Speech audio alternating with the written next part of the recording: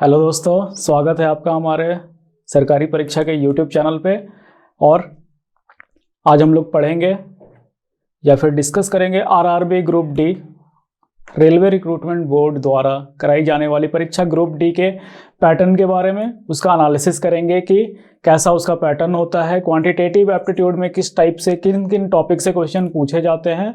तो आपको पता है दोस्तों कि ग्रुप डी की वैकेंसी 2019 में आई थी और 2019 से लेकर अब तक इसकी परीक्षा नहीं करवाई गई है। तो अब जैसे ही एनटीपीसी सीबीटी 2 जिसका नोटिफिकेशन मतलब कि जो डेट है वो पहले ही आउट हो चुका था कि सीबीटी 2 की परीक्षा इस दिन करवाई जाएगी, तो सीबीटी 2 के परीक्षा के ठीक बाद जो रेलवे ग्रुप डी की परीक्षा है वो कराई जाएंगी। तो हम लोग इसमें देखेंगे कि कैसा रहेगा पैटर्न। आपको पता है कि इसमें 1 लाख प्लस वैकेंसीज निकाली गई थी। अब ये 1 लाख प्लस जो वैकेंसी है ना वो सेंट्रलाइज फॉर्म मतलब कि सेंट्रलाइज निकाली गई है कि पूरे सारे आरआरबी को मिला दे तो 1 लाख वैकेंसी होंगी। अब जो रेलवे ग्रुप डी एग्जाम करवाता है या फिर और एग्जाम्स करवाता है तो वो कैसे करवाता है, वो जोन वाइज करवाता है। मतलब हमारा जो रेलवे है वो ढेर सारे जोन में बटा हुआ है, तो यहाँ पर जो वैकेंसी है, नंबर ऑफ वैकेंसीज वो अलग अलग है। हर एक जोन की वैकेंसी अलग है। अगर हम उसे कंबाइन कर दे तो वो 1 लाख के ऊपर पहुंच जाता है। तो काफ़ी अच्छा मौका है इस एग्ज़ाम को अच्छे से क्लियर करने का। हमारे पास अभी समय है कि हम स्मार्ट स्टडी करके इसे अच्छे से निकाल सकते हैं, सारे टॉपिक को अच्छे से कवर कर सकते हैं। तो हम लोग नेक्स्ट स्टेज में देखते हैं कि कैसे हम लोग क्या तैयारी करेंगे, किन किन टॉपिक्स पे अच्छे से ध्यान देंगे। तो आइए हम अगर एग्ज़ाम पैटर्न की बात करें दोस्तों तो 25 सवाल जो हैं वो है जनरल साइंस से, विज्ञान से 25 सवाल होंगे, मैथ जिसको हम लोग क्वांटिटेटिव एप्टीट्यूड भी कह रहे हैं उससे 25 सवाल होंगे, रीजनिंग से 30 सवाल होंगे दोस्तों, और करंट अफेयर्स और जीके से केवल 20 सवाल होंगे। और इसको पूरा करने के लिए आपको 90 मिनट का समय दिया जाएगा। टोटल 100 अंक होंगे। हर एक सही जवाब पर 1 नंबर आपको दिया जाता है और गलत जवाब पर 1/3 निगेटिव कर दिया जाएगा। मतलब कि अगर आपने एक क्वेश्चन सही किया तो 1 मार्क्स मिलेंगे, पर अगर आपने 3 क्वेश्चन गलत कर दिया है तो वो 1 नंबर कट जाएंगे। तो हम इसकी अगर प्रीवियस ईयर कट ऑफ की बात करें कि प्रीवियस ईयर में कट ऑफ कितना था, तो हम देखेंगे कि अलग अलग जो जोन है वो अलग अलग अपना कट ऑफ निकालती है। जैसे कि यहाँ कोलकाता और सिकंदराबाद को ले लें तो जनरल की जो कट ऑफ है वो 18 मार्क्स गई है, ओबीसी 71, एससी 71 और एसटी 55। अब अगर सिकंदराबाद में बात करें तो 69, 65, 59 और 56 ये वैरी करती है। जोन बाई जोन जो कट ऑफ है वो वैरी करती है। वो डिपेंड करता है इनका जो कट ऑफ वो है नंबर ऑफ वैकेंसीज पे और कितने लोग उस वैकेंसी के लिए वहाँ पर फॉर्म भरते हैं। तो हम यहाँ अगर मोटा मोटी बात करें तो 80 नंबर लाने होंगे आपको कोलकाता में और 70 नंबर, मतलब कि अगर आप 70 से 80 के बीच में हो, ठीक है, मैं यहाँ रॉ स्कोर की बात कर रहा हूँ। ये जो आप स्कोर देख रहे हो ये नॉर्मलाइज है। रेलवे क्या करता है कि वो पहले आपसे एग्जाम में आप रॉ मार्क्स लाते हो। डिफरेंट मल्टीपल शिफ्ट में होने के कारण, अलग अलग डिफिकल्टी लेवल होने के कारण क्या होती है कि आप मान लो कि एक आसान शिफ्ट में बच्चा देने गया और एक टफ शिफ्ट में बच्चा देने गया। आसान शिफ्ट वाला तो सारा बना कर आ जाएगा, टफ शिफ्ट वाला क्या होगा कि वो कम क्वेश्चन करके आएगा, तो वो तो उसके साथ इनजस्टिस हो गया। तो यहाँ पर रेलवे क्या करती है कि एक फॉर्मूला के थ्रू नंबर्स को नॉर्मलाइज कर देती है। तो जो आसान शिफ्ट वाला बच्चा था उसके साथ भी जस्टिस हो जाता है और जो टफ शिफ्ट वाला था उसके साथ भी जस्टिस हो जाता है, तो उसके मार्क्स बढ़ जाते हैं।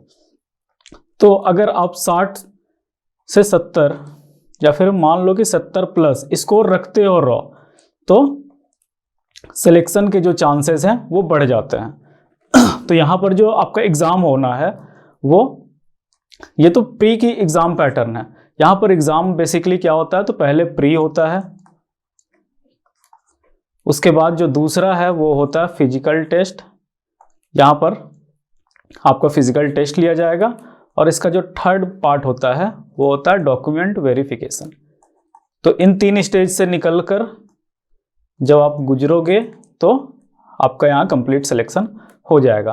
तो प्री काफ़ी इंपॉर्टेंट है, एक ही एग्ज़ाम होना है दोस्तों, और एक एग्ज़ाम होने के बाद आप अगर मैक्सिमम स्कोर यहाँ पर करते हो तो सिलेक्शन के चांसेस बढ़ जाते हैं। फिर फिजिकल में आपको दौड़ना होता है। तो हम लोग आगे देखते हैं। तो यहाँ हम अगर क्वांटिटेटिव एप्टीट्यूड की बात करें, केवल मैथ सेक्शन की बात करें, तो यहाँ मैथ सेक्शन में ये एनालिसिस 2018 में हुए पेपर का है कि 2018 में जो पेपर हुए थे मल्टीपल शिफ्ट में, तो वहाँ का ये एनालिसिस के अकॉर्डिंग किस टाइप के क्वेश्चन आते हैं, कैसे क्वेश्चन आते हैं, किस टॉपिक से क्वेश्चन आते हैं, वो हम लोग डिस्कस करेंगे। तो जैसे नंबर सिस्टम की बात करें तो नंबर से 2 से 3 सवाल आते हैं, बॉड मास से 1 से 2 सवाल आते हैं, डेसिमल से भी 1 से 2 सवाल आते हैं, स्क्वायर रूट से भी 1 सवाल आते हैं, और फ्रैक्शन से भी 1 सवाल आते हैं। मतलब कि अगर हम केवल सिंप्लीफिकेशन की बात करें तो सिंप्लीफिकेशन जो आपका टॉपिक है, ये सारे को अगर हम सिंप्लीफिकेशन में रखें तो सिंप्लीफिकेशन टॉपिक से 5 से 6 सवाल आते हैं।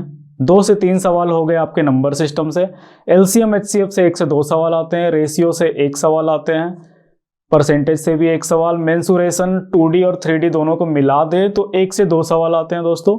टाइम एंड वर्क यहाँ पर काफ़ी इंपॉर्टेंट है, 2 से 3 सवाल आते हैं यहाँ पे। टाइम एंड डिस्टेंस की बात करें तो इससे भी 1 से 2 सवाल आते हैं। सिंपल और कंपाउंड इंटरेस्ट से भी 1 से 2 सवाल, प्रॉफिट एंड लॉस से 2 सवाल, अलजेब्रा से 1 सवाल, ज्योमेट्री से 1 से 2 सवाल, ट्रिग्नोमेट्री से 1 से 2 सवाल, एलिमेंट्री स्टैटिक्स, यहाँ एलिमेंट्री स्टैटिक्स जो है ये बेसिक स्टैटिक्स जो हम मेन मीडियन मोड पढ़ते हैं उससे 1 सवाल पूछे जाते हैं। कैलकुलेशन, एज कैलकुलेशन जो है उससे भी 1 सवाल होते हैं, कैलेंडर एंड क्लॉक से भी 1 सवाल, और पाइप एंड सिस्टर्न, तो यहाँ आप देख रहे हो टाइम एंड वर्क से 2 से 3 सवाल, पाइप एंड सिस्टर्न से भी 2 से 3 सवाल। दोनों का जो सॉल्व करने का तरीका है, या फिर हम ये कहें कि दोनों टॉपिक्स जो हैं वो एक जैसे हैं, मतलब अगर आप एक टॉपिक में अच्छी पकड़ है तो दूसरे में भी अच्छी पकड़ होगी, ठीक है। और अगर ग्राफ से बात करें तो काफ़ी आसान ग्राफ पूछे जाते हैं इसमें, और यहाँ से भी 1 से 2 सवाल होते हैं। मतलब कि अगर हम इन टॉपिक्स को अच्छे से पढ़ लें तो मेरे सिलेक्शन के जो चांसेस हैं वो बढ़ जाते हैं। अब बात है कि इसमें पढ़ना क्या है, किस लेवल के क्वेश्चन होंगे, कैसे क्वेश्चन होंगे, हम वो आगे डिस्कस करेंगे अभी।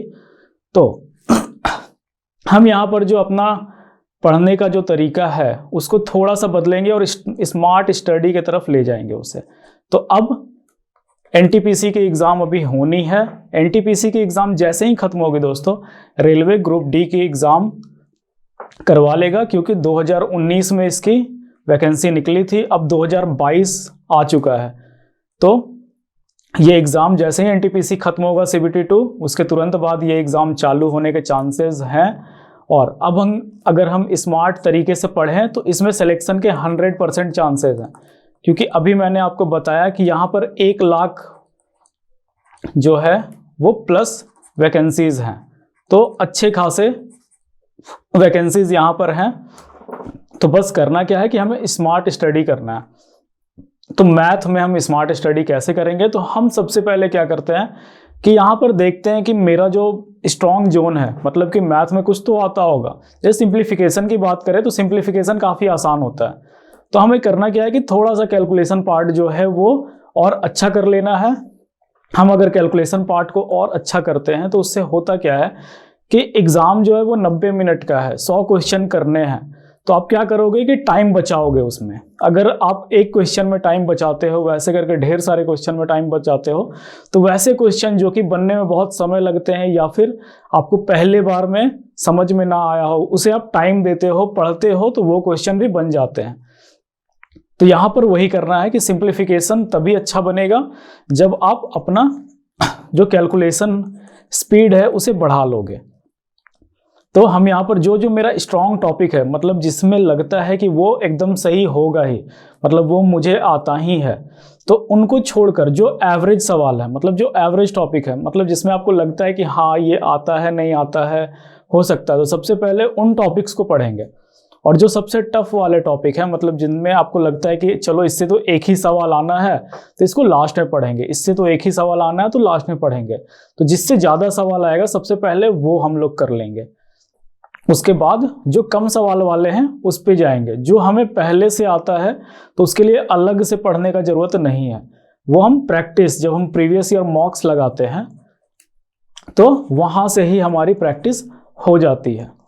तो चलिए हम देखते हैं कि इसमें सैम्पल क्वेश्चन कैसे होते हैं। तो हम प्रीवियस ईयर क्वेश्चन की बात करें, ये सैम्पल क्वेश्चन है प्रीवियस ईयर के, ये 2018 में जो पेपर हुआ था उससे लिए गए हैं। तो हम यहाँ पर सीखेंगे कि किस टाइप से टॉपिक, हमें पता है कि कितने क्वेश्चन आ रहे हैं किस टॉपिक से, अब हम देखेंगे कि उस टॉपिक से किस टाइप के क्वेश्चन आते हैं। तो जैसे पहला सवाल देखते हैं, ये है ट्रिग्नोमेट्री का क्वेश्चन। और अब देखो ट्रिग्नोमेट्री जो है वो काफ़ी आसान सा टॉपिक है, बस आपको करना क्या होता है कि ये टॉपिक थोड़ा सा आपको अच्छे से देखना है। अब साइन थीटा और कॉस थीटा जो है वो बराबर है। अब हमें पता है दोस्तों कि साइन और कॉस केवल 45 डिग्री पे ही बराबर होता है, क्योंकि 45 डिग्री पे इसका वैल्यू जो है 1/2 और कॉस जो है वो भी 45 डिग्री पे ही 1/√2। तो हमें पता है केवल एक कंडीशन में ही ये दोनों बराबर होते हैं 45 डिग्री पे।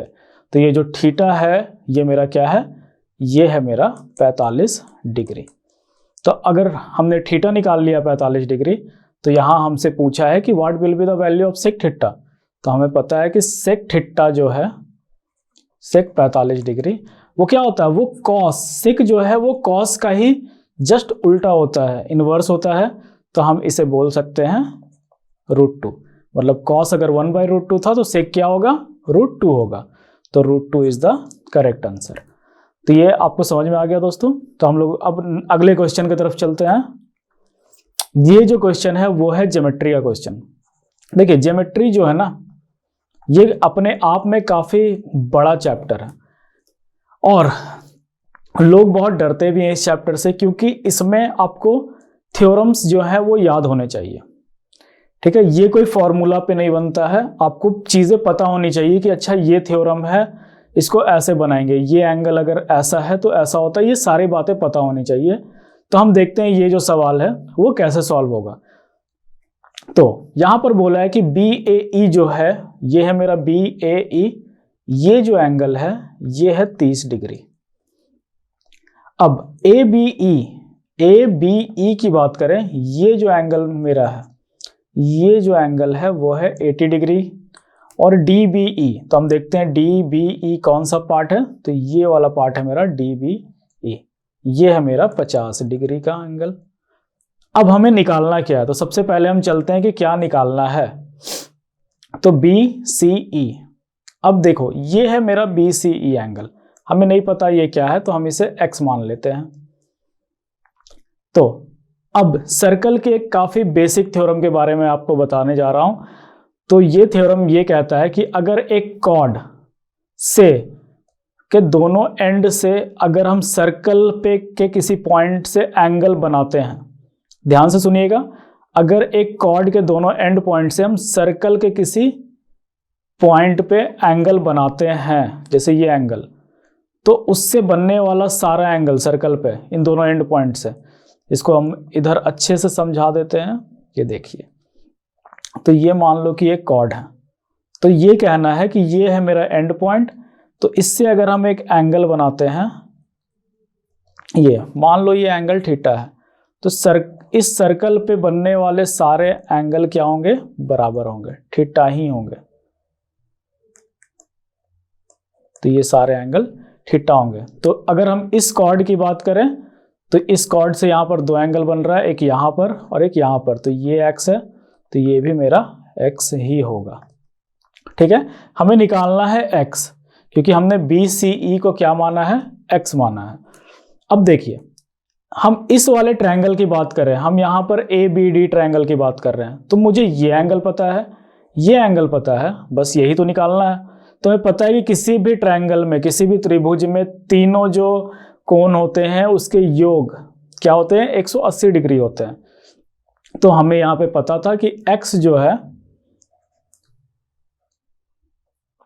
तो ये यहाँ पर जो x है ये बराबर होगा किसके, तो ये है x प्लस, अब यहाँ पर 50 प्लस 80 होता है मेरा 130 डिग्री, ये है मेरा 30 डिग्री।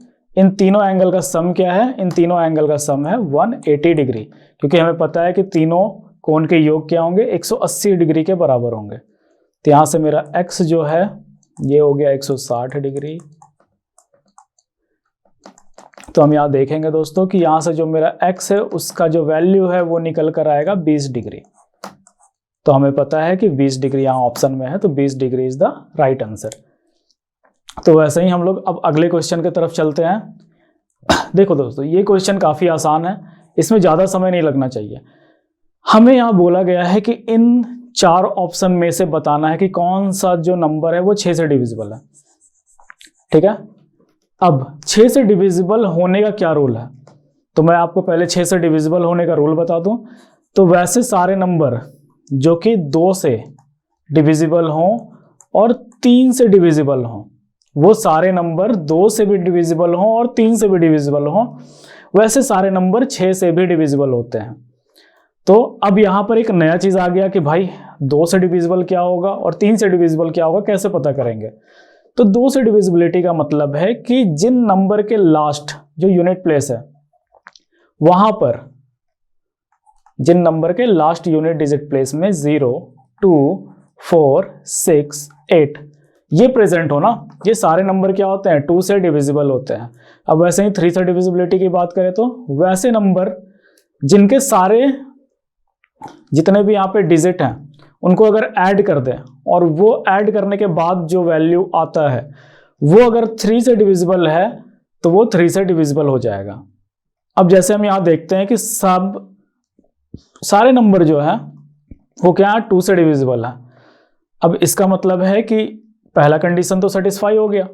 अब 3 से डिविजिबिलिटी देखते हैं, तो देखिए यहाँ पर 1, 2, 3 इनका ऐड 6 है और यहाँ पे 10, तो ये नंबर क्या हो गया 10 प्लस 6 16, ये नंबर तो मेरा डिविजिबल नहीं है।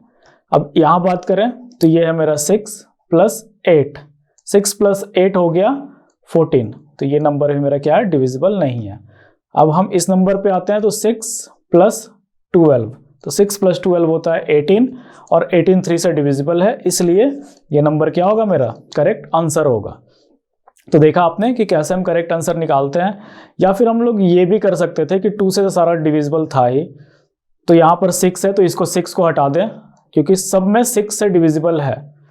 ठीक है, अगर हम 6 यहाँ पर डिविजिबल था तो केवल लास्ट के 2 डिजिट को ऐड कर रहे थे और यहाँ से पता चल जाता कि कौन सा होता है। यहाँ 10 होता, ये 8 3 का टेबल में नहीं आता है, ये 4 प्लस 8 12 आता है, तो 12 राइट आंसर। हम लोग वैसे ही दूसरे क्वेश्चन की तरफ बढ़ते हैं। अब ये देखो, अभी मैंने आपको बताया था कि 2 से 3 सवाल आते हैं इससे, तो हम यहाँ देखते हैं कि ये कैसे बनेगा। 2 से 3 सवाल आते हैं तो काफ़ी आसान क्वेश्चन होते हैं, आपको बस अच्छे से पढ़ना है और चीज़ें को समझना है। तो यहाँ बोल रहा है कि एक टैंक जो है वो भरता है टैप से कितने घंटे में, 10 घंटे में, पर ये 11 घंटा भी लगाता है भरने में। कब, जब इसमें लीक हो जाए। ठीक है, यहाँ पर अगर हम टैंक में लीक कर दें तो कुछ पानी जो भर रहा है, कुछ पानी निकलेगा भी उससे बाहर और उससे क्या होगा, टैंक को भरने में ज़्यादा समय लगेगा। तो अब बोला गया कि टैप को जो है वो हम लोग क्लोज कर दिए। कब, जब टैंक भर गया। तो आपको बताना है कि कितना समय लगेगा उस भरे हुए टैंक को खाली करने में। तो बेसिकली हम लोग यहाँ पर इसको एलसीएम मेथड से ही बनाएंगे। तो यहाँ पर देखो, मैं मान लेता हूँ कि वो जो टैप है उसको हम ए बोल रहे हैं और वो जो लीकेज है उसको बी बोल रहे हैं। ठीक है, ये मेरा टैप है, लीकेज एक तरह से पानी निकल ही रहा है, ये आउटलेट, हम इसको आउटलेट टैप बोल सकते हैं या पाइप बोल सकते हैं, जो भी कहना है कह सकते हैं। तो ये मेरा इनलेट है, ये मेरा आउटलेट है, क्योंकि ये लीक कर रहा है। तो हम इनलेट वाले को प्लस से डिनोट करते हैं, ठीक है, और जो आउटलेट है उसको माइनस से डिनोट करते हैं। तो हम यहाँ पर टैप ए की बात करें तो ये 10 घंटा लगाता है। अब हम टैप बी की बात करें तो हमें नहीं पता कि ये खाली करने में कितना समय लेता है, तो हम यहाँ पर x मानकर चलते हैं कि x आवर इसको खाली करने में लग रहा है। अब हम जानते हैं कि जो मेरा टोटल टाइम है ना, इन दोनों को अगर साथ में ऑपरेट करें तो जो मेरा टोटल टाइम है वो होता है टोटल वर्क डन, जितना भी काम करें divided by sum of efficiencies. मतलब इन दोनों की जो एफिशिएंसी है, एक की भरने की एक की खाली करने की, उससे अगर हम डिवाइड करें तो टोटल टाइम निकल कर आ जाता है। तो यहाँ पर अगर हम इसका एलसीएम ले लें तो ये होगा मेरा 10x। अब इसकी एफिशिएंसी की बात करते हैं तो ये जो एफिशिएंसी अगर इसको हम इससे डिवाइड करते हैं तो ये मेरा +x निकल कर आया। अब इससे इसको डिवाइड करते हैं तो ये मेरा 10 निकल कर आया। कैसा 10? -10। तो अभी हमने फॉर्मूला बताया आपको कि ये है मेरा टोटल वर्क डन, इतना काम करा है भरने में। तो 10x divided by sum of efficiency, तो ये +x है और ये क्या है -10। यहाँ हम दोनों को ऐड ही कर रहे हैं, ये प्लस माइनस माइनस हो गया यहाँ पे। और ये है मेरा टोटल टाइम, दोनों एक साथ ऑपरेट हुआ तो इसका जो टोटल समय था वो कितना, तो यहाँ पर ये टोटल समय दिया हुआ था हमें कितना, 11 घंटे। अब हम क्या करेंगे, इसको सॉल्व करेंगे। तो आइए सॉल्व करते हैं। ये है मेरा 10x is equal to 11x minus 110। अब हम इसकी बात करें तो इसको इधर भेज देते हैं, तो x मेरा क्या निकल कर आ जाएगा, 110 आवर। तो हमें x ही यहाँ पर निकालना था दोस्तों कि वो खाली करने में कितना समय लगाएगा। तो हमें पता है कि option D is the right answer, 110 घंटे लगाएगा। अब वैसे ही हम लोग आगे बढ़ते हैं। अब ये जो सवाल है ये काफ़ी आसान सवाल है, ठीक है। अब देखो आसान बोलने का क्या मतलब है कि यहाँ पर हमें पता है कि √3 - 1 √3 + 1 ये क्या है, a + b √3 है। अब हम क्या करेंगे, हमें पता है कि नीचे डिनोमिनेटर में कभी रूट नहीं रखते हैं, तो हम उस रूट को हटाने के लिए क्या करेंगे, उसे रेशनलाइज करेंगे। तो ये मेरा हो गया √3 - 1, ये है मेरा √3 - 1 और +1। ये तभी रूट हटेगा जब हम यहाँ पर साइन अपोजिट रखेंगे। तो ये क्या होगा, a - b a + b का फॉर्म बनेगा और a² - b² में ये हट जाएगा। तो हम केवल अब यहाँ पर देखो तो ये हो गया मेरा √3 - 1 का होल स्क्वायर, ये मेरा √3 का होल स्क्वायर माइनस 1 का होल स्क्वायर। इसे अगर और सॉल्व करते हैं तो ये हो जाएगा a² + b² - 2ab। तो ये हो जाएगा √3 का होल स्क्वायर + 1 का होल स्क्वायर माइनस 2 √3, और यहाँ पर हो जाएगा 3 - 1। अब इसको अगर और आगे सॉल्व करोगे तो यहाँ सर ये निकल कर आएगा, ये हो जाएगा मेरा 4 √3 का स्क्वायर 3 होता है, तो ये होगा 4 - 2 √3/2। इसको थोड़ा सा और सिंप्लीफाइड व्यू में लिखें, अगर 2 से इनको काट दें तो ये मेरा आएगा 2 - √3। अब देखो हम लोग बेसिकली करेंगे क्या, तो हम लोग यहाँ पर बेसिकली कंपेयर करेंगे। तो यहाँ पर a जो है वो मेरा 2 को बता रहा है और यहाँ पर 3 के साथ कुछ नहीं जुड़ा हुआ है, तो क्या जुड़ा हुआ है, 1 जुड़ा हुआ है। तो यहाँ पर ये प्लस है तो यहाँ पर ये क्या है, -1। तो मेरा b जो है वो क्या होगा, -1। मतलब कि a जो है यहाँ से कंपेयर करा हमने अगर दोनों साइड को, तो a यहाँ से निकल कर आ गया 2 और b यहाँ पर क्या निकल कर आया, -1। तो हमें क्या निकालना है, a² + b²। तो आइए देखते हैं, a² 2 का स्क्वायर प्लस -1 का होल स्क्वायर। तो ये हो गया 4 + 1 = 5। 5 is the right answer, option D. ठीक है, अब हम लोग नेक्स्ट क्वेश्चन की तरफ बढ़ते हैं। तो ये देखिए, ये क्वेश्चन मेंसुरेशन का है और इसे हम काफ़ी अच्छे से पढ़ेंगे, काफ़ी आसान सवाल है, बस इसे हम अच्छे से पढ़ेंगे। तो क्या बोल रहा है, ये बोल रहा है कि रेडियस जो है ना स्फेयर का वो 3 गुना है, किसके, radius of base of cylinder, cylinder के रेडियस से 3 गुना है। तो चलिए हम यहाँ पे कैपिटल R का मतलब है रेडियस ऑफ स्फेयर और स्मॉल r का मतलब है रेडियस ऑफ सिलेंडर। अब यहां पर एक और चीज है कि हाइट जो है ना सिलेंडर की वो क्या है 9 टाइम्स है अपने ही रेडियस के। तो हम यहां पर h से डिनोट कर रहे हैं हाइट ऑफ सिलेंडर को। तो देखिए यहां पर पहला रिलेशन जो था वो था कि r जो है वो 3r के बराबर है, ठीक है। स्फीयर का जो रेडियस है वो 3 गुना है किसके, सिलेंडर के रेडियस से। और यहां एक और चीज दी हुई थी कि जो सिलेंडर का जो हाइट है वो क्या है 9 गुना है अपने ही रेडियस से, मतलब स्मॉल r से। ये दो रिलेशन है। अब आगे देखते हैं क्वेश्चन क्या बोल रहा है कि अगर टोटल सरफेस एरिया जो है सिलेंडर का, तो हमें पता है कि TSA कितना होता है सिलेंडर का, तो ये होता है 2 पाई r इंटू h प्लस आर। और बोला है कि वॉल्यूम के बराबर होगा, किसके वॉल्यूम के, तो ये है वॉल्यूम ऑफ स्फीयर।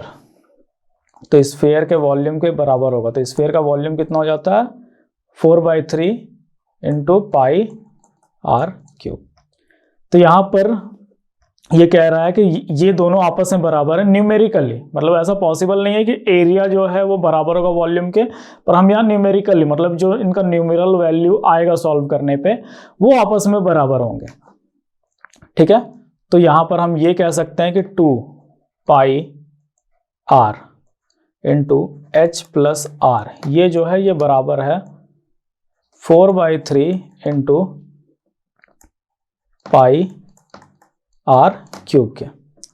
अब ये जो 4/3 पाई r क्यूब है ये कैपिटल R है, ठीक है। हमने यहां पर इसका रिलेशन निकाल रखा था। तो पाई से पाई को काट देते हैं, इससे इसको भी काट देते हैं। तो यहां पर ये मेरा निकल कर आया r। h को हमने क्या माना है, तो h को हमने माना है 9r। तो h के जगह हम लिख सकते हैं 9r प्लस r, एक r से, और यहां पर हम लिख सकते हैं 2/3। इस कैपिटल R को हमने क्या माना है, तो हमने माना है 3r। तो हम इसको लिख सकते हैं 3r का होल क्यूब। अब ये देखो दोस्तों, ये मेरा हो जाएगा यहां से 10r square is equal to, ये है मेरा 2/3 इंटू 27r क्यूब। अब इस r स्क्वायर से इसको काट देते हैं। अब ये मेरा कटकर हो गया 5, ये मेरा कटकर हो गया 9। तो यहां से जो r की वैल्यू है वो निकल कर आई 5/9। तो ये मेरी वैल्यू निकल कर आ गई है 5/9। अब हम क्या करेंगे, हमें निकालना है यहां पर बेसिकली हाइट, सिलेंडर का हाइट कितना होगा। तो h जो है स्मॉल h वो मेरा है 9r। हमने यहाँ r की वैल्यू निकाल ली है। तो ये हो गई 9 इंटू 5/9, ये कटा, यहां से आंसर होगा 5 यूनिट।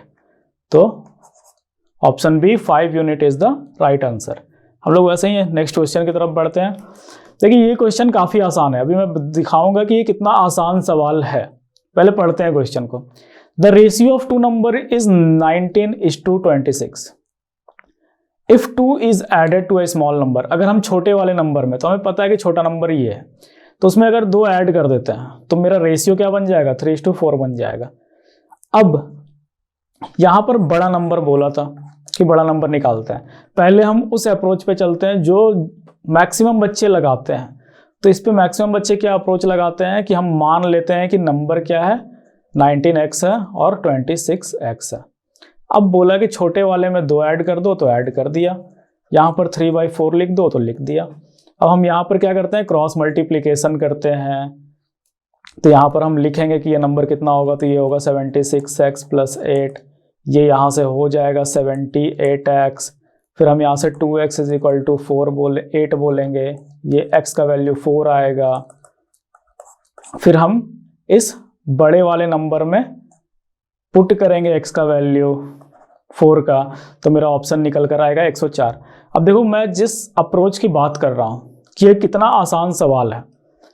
हमें पता है कि बड़ा नंबर तो चेंज नहीं हो रहा, ठीक है, ये वाला पार्ट और ये वाला पार्ट चेंज हो रहा है। बड़ा नंबर तो नीचे डिनोमिनेटर में है, वो चेंज नहीं होगा इन दोनों केसेस में, क्योंकि 2 को बस ऊपर ही ऐड कर रहे हैं। तो हम यहाँ ऑप्शन के साथ चलते हैं। तो हम ऑप्शन में देखेंगे कि ऐसे नंबर जो कि 26 से भी डिविजिबल हो और 4 से भी डिविजिबल हो, वो नंबर क्या होंगे, करेक्ट आंसर होंगे। तो हम पहले छोटे वाले से स्टार्ट करते हैं कि 4 से डिविजिबल कौन सा नंबर है। ये मेरा ऑप्शन से हट गया। हमें पता है कि 4 से वही नंबर डिविजिबल होता है जिसके लास्ट 2 डिजिट जो है ना वो 4 से डिविजिबल हो, तो ये भी ऑप्शन हट गया। अब देखो ये ऑप्शन जो है, ये ऑप्शन क्या हो सकता है, तो 78 जो है क्या ये 4 से डिविजिबल है, तो नहीं, ये 4 से डिविजिबल नहीं है, तो केवल यही आंसर सही है। अगर हम 26 की बात करें तो ये नंबर हट गया, ये नंबर हट गया, ये भी हट गया, केवल यही सही आंसर होता। तो आपने देखा कि कैसे हम ये बिना कैलकुलेशन किए, इतना बड़ा जो कैलकुलेशन करा हमने, टाइम जो बर्बाद किया वो ना बर्बाद किए। मैंने पहले ही आपको बोला था कि हम कैलकुलेशन से ही टाइम बचा लेंगे, तो ये ऐसे टाइम बचाएंगे उसमें। और हम लोग नेक्स्ट क्वेश्चन की तरफ अब बढ़ते हैं। तो यहाँ पर बोल रहा है कि the mean of 3 number, mean का मतलब एवरेज भी होता है, ठीक है। तो यहाँ पर मीन हम लोग चलो 3 नंबर को गेस करते हैं कि वो 3 नंबर क्या है। क्वेश्चन पढ़ लेते हैं। रेंज जो है किसी भी डेटा का, इसी डेटा सेट का, वो क्या है 12 है। और डिफरेंस जो है ना बड़े और छोटे नंबर, मतलब 2 छोटे नंबर में, वो क्या है 3 है। तो हम लोग लेट करते हैं कि जो सबसे बड़ा नंबर है वो x है, उसके बाद y है, फिर z है, ठीक है। ये ऑर्डर वाइज है, सबसे बड़ा ये है, फिर ये है। तो चलो पहला जो कंडीशन है वो क्या बोलता है, तो ये कंडीशन बोल रहा है कि भैया x plus y plus z by 3 जो है ना ये 21 है। इसका मतलब है कि x plus y plus z जो है ये 63 होगा, 3 यहाँ मल्टीप्लाई हो जाएगा। चलो ये पहला केस था। हम दूसरे केस की तरफ बढ़ते हैं। रेंज, रेंज क्या होता है दोस्तों, तो रेंज होता है जो सबसे बड़ा नंबर है और जो सबसे छोटा नंबर है, इन दोनों का डिफरेंस ही कहलाता है रेंज। मतलब कि x माइनस जेड हमारे पास है 12। अब हम इस तीसरे कंडीशन की बात करते हैं। तो यहाँ पर क्या है, 2 छोटे नंबर, तो y और z है 2 छोटे नंबर, तो y माइनस जेड जो है ना ये क्या है 3। तो चलो हम एलिमिनेट करना चालू करते हैं, हम इसको माइनस कर देते हैं, तो ये हट जाएगा। ये हो गया x minus y is equal to 9। अब ये मेरा यहाँ पर 9 निकल कर आ गया। चलो यहाँ से हम y को एलिमिनेट कर देते हैं। हमें बेसिकली निकालना है ग्रेटेस्ट नंबर, तो हम ग्रेटेस्ट नंबर की तरफ ही बढ़ेंगे। तो सारे नंबर को एलिमिनेट करना होगा, हटाना होगा। तो हम इस इक्वेशन को इस इक्वेशन के साथ ऐड करते हैं। तो ये हो गया x minus y is equal to 9। अब देखो ये y से ये y कट गया, ठीक है। अब यहाँ पर ये आ गया था 2x, ये है प्लस z। इन दोनों को जब ऐड करोगे तो 72 आएगा। अब इस z को भी तो एलिमिनेट करवाना है, तो हम इस वाले इक्वेशन, ये जो मेरा सेकंड इक्वेशन था और ये जो मेरा थर्ड इक्वेशन था, हम इसकी मदद लेंगे। तो यहाँ पर x माइनस जेड है, ये क्या था 12, तो ये मेरा फिर से एलिमिनेट हो गया। अब यहाँ पर जो आंसर आया वो है 3x और ये ऐड होकर क्या हो गया 84। अगर हम 84 से इसको काटते हैं तो क्या निकल कर आ जाएगा 28। x is equal to 28। तो हमें पता है कि ऑप्शन डी में 28 है, तो D is the correct answer. तो धन्यवाद दोस्तों हमारे साथ बने रहने के लिए। तो इस चैनल को जल्दी से लाइक करें, शेयर करें और कमेंट भी आप कर सकते हैं। अगर कोई सुझाव हो तो आप वहाँ कमेंट सेक्शन में जाकर बता सकते हैं, ताकि हम और भी अच्छी वीडियो लाते रहें आपके लिए। और आपको क्या चाहिए, किस चीज़ की एनालिसिस चाहिए, क्या हम एक पूरा पेपर डिस्कस कर लें, तो ये सब आप कमेंट सेक्शन में बता सकते हैं। बेल आइकन को भी प्रेस करना मत भूलिएगा, क्योंकि इससे आपको नोटिफिकेशन आ जाएगी जैसे ही हम वीडियो डालेंगे। और अब हम लगातार वीडियोस डालते रहेंगे ताकि आपकी पढ़ाई में भी मदद मिलती रहे। तो धन्यवाद।